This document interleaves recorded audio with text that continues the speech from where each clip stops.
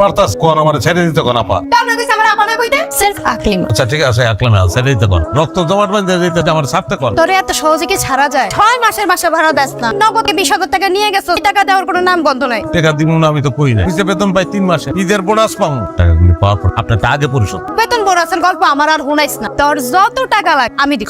আকলিমা তো এমন না, টুকে বান্ধায় রাখবো, সারপ্রাইজ আছে। এত খুশি হনের কি টাকা পয়সা কি আর এমনি করুন যায়? তোর একটা কাজ করুন না। কি কাজ? আকলিমারে তোর অন বিয়া করতেই হবে।